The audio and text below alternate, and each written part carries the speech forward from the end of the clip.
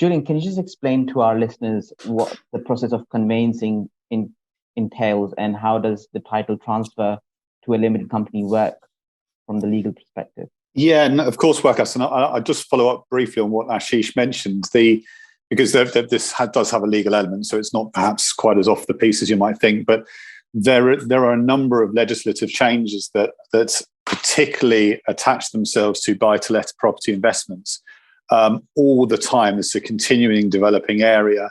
A lot, not least driven by all governments' predilection for consumer rights and protection, which is obviously important. So if we look in the last 6 months and the 6 months to come, we've got changes to some very simple things like smoke and carbon monoxide alarms, which if you're not actively managing a property, so you are an investor that wants to try and do it by yourselves, it just may slip you by.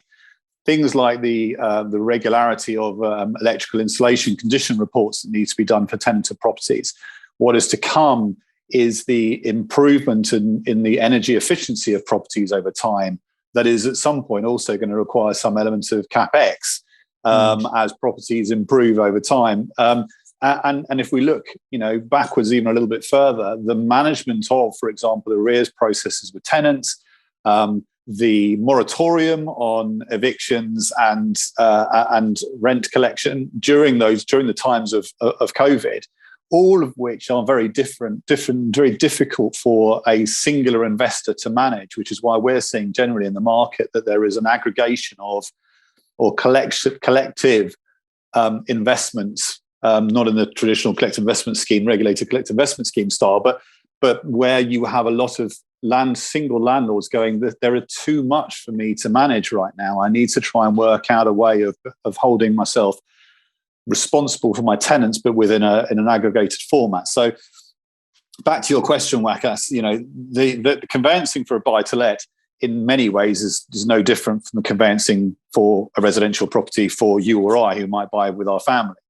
But there are some singular processes that we go through aligned to that. So if you imagine we have two different pathways, one is the traditional conveyancing pathway. So we are reviewing the contracts that come from the seller solicitors. We are trying to establish title to the property. So in short, can we access the property as we want to be? Are there sufficient rights to get to the property across various pathways upstairs?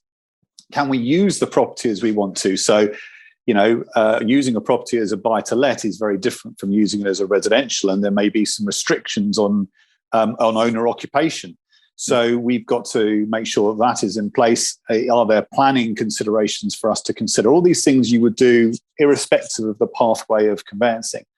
But in a buy-to-let, we have these other additional things to consider. So what we've just touched on in relation to the management of the property, is there an existing tenant in the property that's providing a rent roll? In which case, is that a compliant tenancy? Are we going to walk into a problem down the line when we can't recover the property, let's say, from the tenant because they're asserting various rights that we hadn't otherwise appreciated? Yep. Are there things like gas and electric certificates in place? What is the energy performance rating? All these things that are specific to buy-to-let but need to run alongside the normal title assessment. Yep. And this overview is then brought together and reported to Novi as the owner investor, who will then obviously pass that through, and to in relation to any leverage that arises. So we also have obligations to the person or the party providing leverage alongside to make sure that obviously they've got appropriate security for what they do. Yep. And then as a third pathway, but very much that sits to in a sort of side and managed between myself and Ashish and yourself and the Novi team, is the corporate and constitutional side.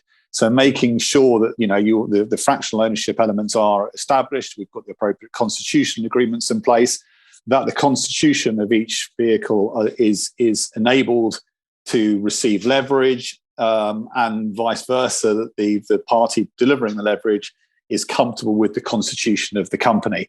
So this sort of grand amorphous blob of things that we all consider is what I'd like to think is what we manage relatively seamlessly. Throw into that the odd seller solicitor, and chains and estate agents, and then we tend to get the noise that accompanies conveyancing. But I think if we cut through that, it's typically the title pathway, the buy-to-let pathway, and the constitutional side of conveyancing.